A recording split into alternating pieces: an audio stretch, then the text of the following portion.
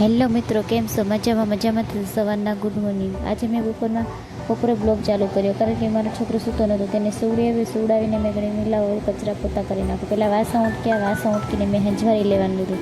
પહેલાં હંજવારી કાઢીને આખા ઘરમાં બેડરૂમ બધું સરખું કરીને મેં કીધું લાવ મારો છોકરો જાગે તેને બેડ ઘડી હીંચકો નાખું. તે મેં વિડીયો ઉતારતી મેં કીધું લાવ ઘડી હીંચકો નાખો. તે ઊભી હીંચકો નાખતી બ્લોગ તમારા રાજ બનાવે કે ચાલો તૈયાર થઈને આપણે જોવાનું તૈયાર થઈ ગયા. મેં કીધું સારું હાલો તૈયાર થઈ ગયા.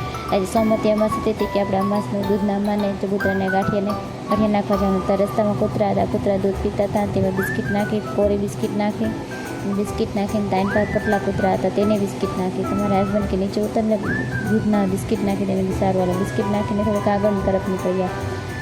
થોડોક વિડીયો લઈને આગળ થોડા કૂતરા હતા. તમારા હસબન્ડને કીધું ઘડીક ઊભી રાખીને મેં કીધું કૂતરાને બિસ્કિટ નાખી દો તાકે આગળ જઈને હું ઊભી રાખું. મેં કીધું સારું હાલો. તે સામેથી કૂતરું સામું જતું તમારી સામે. મારા હસબન્ડને કીધું ઊભી રાખો. તે ઊભી રાખીને બિસ્કિટ નાખી કૂતરાને. તો કૂતરું આવ્યું ને કૌશિક કૂતરાને બોલાવતા હતા કે ચાલ અહીંયા આવ. કૂતરોને બિસ્કિટ નાખી, નાઇન પર બિસ્કિટ નાખી. કૂતરા આજ સોમવતી અમારા હસબન્ડ કે આજ સોમવતી અમાસ એટલે કૂતરા પર બિસ્કિટ ખાહે નહીં. તમે આગળ તરફ નીકળી. આગળ ગયા તો નાના છોકરા રમતા હતા ભૈયાના. તેને થોડા નાના પડીકા આપી દીધા કે રાજી ખુશ થઈ ગઈ. ત્યાં સોમવતી અમાસ હતી તેને બિસ્કિટના અને છોકરાને બિસ્કિટ આવી, થોડા છોકરાને પડીકા આપ્યા. ત્યાં મારા હસબન્ડને ગાડી ચાલુ કરીને આગળ ગયા. ત્યાં અમે પહોંચી ગયા.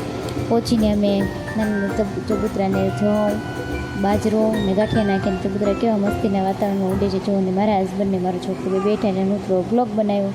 ગાંઠિયાને નામીને તે હું ઘડી વિડીયો ઉતારતી હતી. વિડીયો ઉતારીને મારા હસબન્ડને કીધું લાવો તમારો બેનો વિડીયો લઈ લો. તે બેનો વિડીયો લેતી હતી. મારો છોકરો તો ઘરે જવાનું નામ જ નહોતો. તો બાય નેક્સ્ટ બ્લોગમાં બનાવીશું. કમેન્ટ કરતા જજો.